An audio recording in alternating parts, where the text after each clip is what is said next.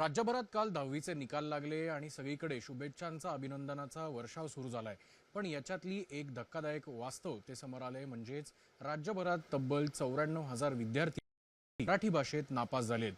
नेमकं या सगळ्या मागे काय असू शकतं, किंवा विद्यार्थ्यांच्या नापास होण्याची, विशेष म्हणजे मराठीत नापास होण्याच्या प्रोसेस जो खरं तर मराठी भाषेबद्दलचं प्रेम आहे ते कुठे कमी होत आहे का, या सगळ्या विषयावर बोलण्यासाठी आपल्यासोबत ज्येष्ठ विचारवंत, समीक्षक आणि अखिल भारतीय मराठी साहित्य संमेलनाचे माजी अध्यक्ष डॉक्टर श्रीपाल सबनी साहेब. सर, धक्कादायक आकडेवारी वाटत नाही तुम्हाला, जेव्हा निकाल 94,000च्या पेक्षा जास्त विद्यार्थी मराठी भाषेतच नापास होतात? 10,87,000 विद्यार्थ्यांनी मराठी विषय घेतला आणि त्यापैकी 92% विद्यार्थी पास झालेले आहेत. म्हणजे 8% विद्यार्थी नापास आहेत. याचा अर्थ 94,000 विद्यार्थी नापास आहेत. महाराष्ट्रामध्ये नापास होणाऱ्या विद्यार्थ्याची संख्या अशा एवढ्या हजारोच्या संख्येनं होते आहे, याची मुख्य जबाबदारी मराठी शिक्षकांची आहे. मराठी शिक्षक हे इमानदार आहेत की नाहीत हा प्रश्न निर्माण झाला आहे. मराठीच्या प्रती मराठीचा शिक्षक जर इमानदार नसेल, मराठी भाषिक पालक इमानदार नसतील, तर मग सरकार आणि समाजाची जबाबदारी अधिक वाढली असं माझं मत आहे. या संबंध दुर्गतीला आणि अधोगतीला अनेक कारणं आहेत आणि अनेक गुन्हेगार आहेत.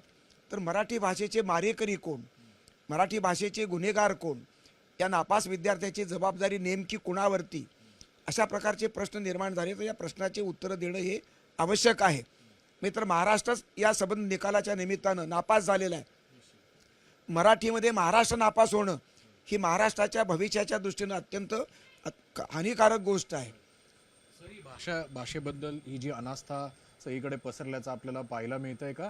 कारण जर एवढ्या मोठ्या संख्येने जर विद्यार्थी नापास होत असतील आणि दुसऱ्या बाजूला अभिजात मराठी, मायबोली मराठी असे गौरवोद्गार सगळीकडे मराठी भाषेबद्दल केले जात आहेत, तर मग हे सगळं सोशल मीडिया पुरतं आणि कागदावरच राहतंय असं वाटत नाही? अत्यंत नाटकी अशा प्रकारचा पुळका ज्याला म्हणतो, तो मराठी भाषेच्या संदर्भात मराठीच्या नावानं गळे काढणाऱ्या सरकारलाही आलेला आहे. राजकीय पक्षांना तो पुळका जास्त आहे आणि मराठी विद्वानांना सुद्धा तो पुळका आहे. यापैकी किती खरा प्रेम आहे मराठीवरती हा संशोधनाचा विषय आहे. तो अनेक PhDंचा प्रबंधाचा विषय ठरू शकेल. अभिजात भाषेचा दर्जा दिला याबद्दल मोदी सरकारचं मी जाहीर अभिनंदन करतो आणि तो दर्जा मिळवून घेतला याबद्दल फडणवीस सरकारचं अभिनंदन करतो. पण मराठी भाषेचा दर्जा, अभिजात भाषेचा दर्जा दिल्यानंतर केंद्र सरकारनं मराठी महाराष्ट्राला एक फुटका कवडीसुद्धा दिलेली नाही. असं का? मोदी सरकार महाराष्ट्राच्या बाबतीत अशा प्रकारची करंटेपणा का करतं आहे आणि फडणवीस सरकार या बाबतीमध्ये कमी का पडतं आहे? अधिक कर्तबगार असणारे, सजग असणारे आणि अत्यंत कर्तव्यदक्ष असणारे मुख्यमंत्री फडणवीस मराठीच्या एक पैसा मिळवण्यामध्ये अजून यश मिळवत नाहीत. मराठीला कुठल्याही प्रकारचं जगवण्यासाठी, मराठीच्या संबंध पावित्र्य पेरण्यासाठी, सुरक्षित ठेवण्यासाठी एकही पैसा केंद्राकडून कोट्यावधी पैशाची अपेक्षा आहे. नियम आहे तसा, तो अजून पाळला का जात नाही हा माझ्यासमोरचा मुख्य प्रश्न आहे. मराठीचा पुळका आणत असताना, मराठीचा जय जयकार करत असताना, मराठीचा गौरव करत असताना मराठी भाषांची संबंध शाळा का बंद पडत आहेत? हजारोच्या संख्येनं मराठी माणसाच्या साक्षीनं मराठी मुलांचं भवितव्य अंधारात ठेवून सरकार कुणावरती राज्य करू पाहत आहे? उद्याचा महाराष्ट्र म्हणजे बालकांचा महाराष्ट्र आहे आणि ते विद्यार्थी 94,000च्या संख्येनं नापास आहेत. नापास विद्यार्थ्यांचा नापास महाराष्ट्र हा देशाचं नेतृत्व कसा करेल हा प्रश्न माझ्यासमोरचा आहे आणि सजग संवेदनशील माणसासमोरचा आहे. आणि या प्रश्नाचं उत्तर राजकीय व्यवस्था देऊ शकत नाही. राजकारण जेवढं जबाबदार आहे तेवढं समाजकारणसुद्धा जबाबदार आहे. पालक ही आमचा बेफिकीर आहे. इंग्रजीच्या बाबतीत जेवढा तो टची आहे, जेवढा तो भक्तिवान आहे, जेवढा पैसे खर्च करण्याची तयारी आहे, तेवढ्या प्रमाणात मराठीच्या बाबतीत मात्र न्यूनगंड पोचतो आहे. तो प्रश्न मी आता तुम्हाला विचारणार होतो की एका बाजूला आपण मराठी साता समुद्र पार पोचली असं म्हणतो, अनेक देशांमध्ये महाराष्ट्र मंडळ आहे, तिथे देखील मराठीचा जागर होताना आपल्याला पाहायला मिळतो. पण दुसऱ्या बाजूला महाराष्ट्रातलेच किंवा आपल्या राज्यातले अनेक पालकवर्ग एक मोठ्या संख्येने आहे की ज्याला असं वाटतं की आपला पाल्य जो आहे तो मराठी भाषेमध्ये, त्याला मराठी यावी, पण इंग्रजी माध्यमांच्या शाळांमध्ये त्याला टाकण्याचा अट्टहास जो आहे तो पालकांकडनं सध्या मोठ्या प्रमाणावर पाहायला मिळतो. मराठी ही पोटाची आणि रोजगाराची आणि भाकरीची भाषा बनत नाही. तोपर्यंत हे असंच चालणार आहे. शासकीय धोरण, सरकारी धोरण हे मराठीला पोटाची भाषा, भाकरीची भाषा बनवण्या सक्सेस व्हायला पाहिजे. रोजगाराची भाषाच मराठी झाली नाही. 70-75 वर्षाच्या कालखंडामध्ये मराठी माणूस जर मराठी भाषेच्या संदर्भात उपाशी असेल आणि मराठीचं आणि भाकरीचं नातं जुळणार नसेल तर मराठीला भवितव्य काय नेमकं? मराठी माणूस मग इंग्रजीकडे वळणार, गुजरातीकडे वळणार, पंजाबीकडे वळेल, तो तामिळीकडे वळेल. मला भाषेंच्या संदर्भात द्वेष भावना मला अपेक्षित नाही. कोणत्याही भाषेचा द्वेष आणि विरोध मला मान्य नाही. मराठीचा मी आग्रही आहे. मराठी माझी मायबोली, माझी मातृभाषा आहे. मराठी मला अंतःकरणाची भाषा, कारण ती ज्ञानेश्वराची, तुकारामाची, आगरकरांची, आंबेडकरांची, महात्मा फुले आणि तुमच्या महर्षी विठ्ठलरामजी शिंदे, महर्षी धोंडो केरवांची भाषा आहे. संत महंताची भाषा. या भाषेचं भवितव्य काय? त्या भाषेमध्ये जर मुलांना व्याकरण जर येत नसेल, कर्ता कर्म क्रियापद जर शिक्षकालाच येत नसेल तर विद्यार्थ्यांना कुठून येईल? विद्यार्थ्यांच्या संबंध पातळीवरती हे ज्ञान पसरलेलं नाही. कुसुमाग्रजांचं दुसरं नाव काय? चित्रम खानोलकरांचं नाव आरती प्रभू आहे. अशा प्रकारची भूमिका जर शिक्षकालाच माहीत नसेल तर मराठीचं अज्ञान हे झिरपत होणार. ही सार्वत्रिक उदासीनता आहे. फक्त सरकारच अधिक टच्ची आहे असं दाखवतंय. सगळे पक्ष चढाओढ लागलेली आहे. मी का तू, मी का तू, अशा प्रकारच्या स्पर्धेमध्ये मराठी भाषेचा चेंडू झालेला आहे. मराठीचं खरं राजकारण, मराठीचं खरं धर्मकारण, मराठी ही धर्माची भाषा आहे, अंतःकरणाची भाषा आहे, सत्याची भाषा आहे, ती संशोधनाची भाषा आहे, ती वैचारिक भाषा, ती विवेकाची भाषा आहे. आणि ही भाषा सगळेपर्यंत पोहोचवणं, नव्या पिढीपर्यंत पोहोचवणं हे सरकारचं, समाजाचं, पालकाचं, शिक्षकांचं, सगळ्यांचंच कर्तव्य आहे. आणि सगळे समाज घटक कमी पडलेत. एका अर्थानं सगळेच घटक मराठीचे मारेकरी बनलेले आहेत.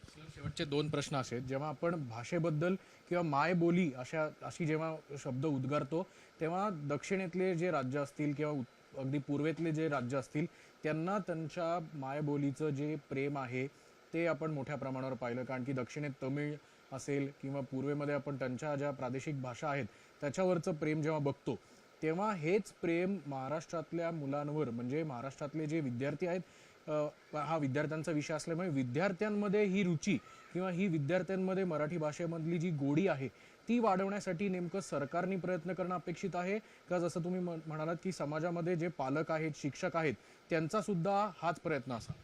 ती सगळ्याच घटकांनी जबाबदार आहे. सगळ्याच घटकांनी जागरूक व्हायला पाहिजे. मराठी विषयाचे कैवारी आणि विद्वान जे आहेत त्यांनी मराठीचं योग्य त्या पद्धतीनं जागरण करणं, मराठीच्या भाषेचं महत्त्व आणि मूल्य पेरणं ही अत्यंतिक गरज आहे. मराठी शिक्षक उदासीन झालेले आहेत आणि मराठी पालकही उदासीनता आहे.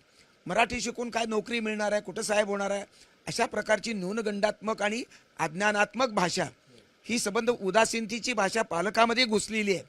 आणि म्हणून पालक मराठीच्या बाबतीमध्ये विद्यार्थ्यांना एकही पुस्तक वाचनासाठी आणून देत नाहीत. मराठी ग्रंथालय कायमची बंद पडत आहेत. क वर्गाच्या ग्रंथालयाला ब वर्ग मिळत नाही, ब च्या वर्गाच्या अ वर्ग मिळत नाही. नवीन ग्रंथालयाला आता फारशी संधी नाही.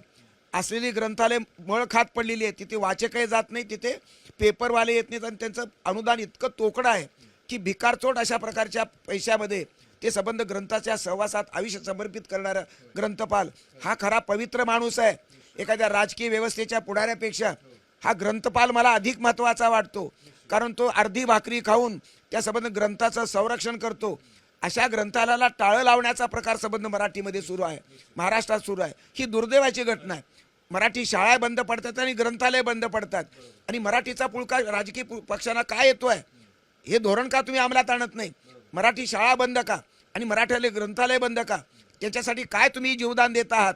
आणि म्हणून मराठी, दुसरी गोष्ट, मोबाईलचं साम्राज्य, टीव्हीचं साम्राज्य, लॅपटॉपचं साम्राज्य, ह्या साम्राज्यामध्ये हा संबंध विद्यार्थी अडकलेला आहे. यापासून सुटका करण्याची भूमिका शिक्षक आणि पालकांनी घेणं आवश्यक आहे. तिथे सरकार येणार नाही. सर, तोच मुद्दा जो आहे, तुम्ही जसं सोशल मीडियाचा मुद्दा आत्ता मांडलात, जसं शिक्षक असतील, पालक वर्ग असेल आणि त्यासोबतच एक थर्ड पार्टी म्हणून ज्याला आपण म्हणू शकतो की राजकारणी आहेत.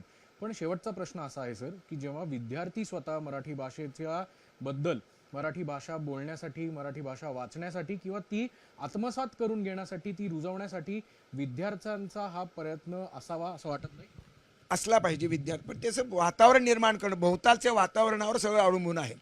वातावरण वैज्ञानिक तांत्रिक पद्धतीचं झाल्यामुळं पगडा टी व्हीचा, तुमच्या सगळ्या संस्कृतीचा, मोबाईलचा संस्कृतीचा पगडा विद्यार्थ्यांना पालकावरच पगडा आहे.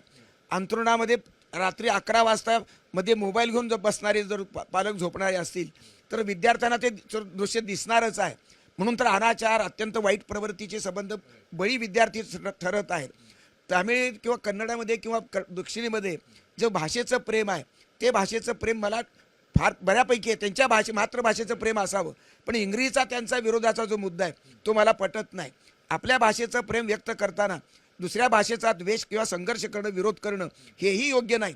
बहुभाषिक अशा प्रकारचा नागरिक आणि विद्यार्थी बनणं आज काळाची गरज आहे.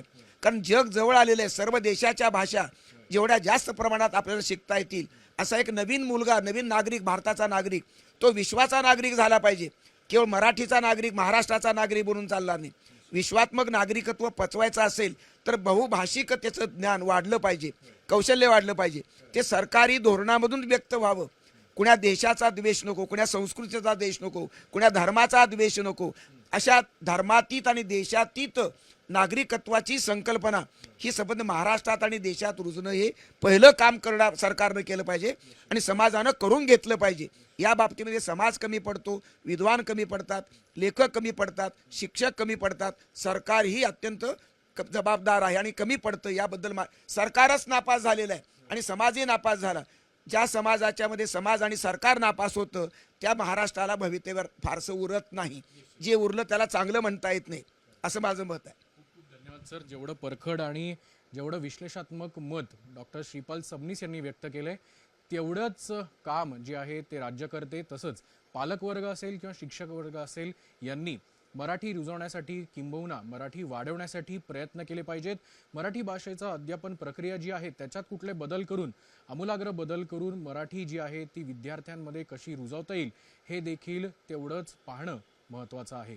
कॅमेरामन किरण काजळेसह अक्षय बडवे, साम टीव्ही न्यूज, पुणे. देश विदेशातील प्रत्येक घडामोडींचे लाईव्ह अपडेट मिळवण्यासाठी आता साम टीव्हीच्या सर्व सोशल मीडिया प्लॅटफॉर्मला लाईक, फॉलो आणि सबस्क्राईब करा. तसंच सर्व नोटिफिकेशनसाठी बेल आयकॉन प्रेस करायला विसरू नका.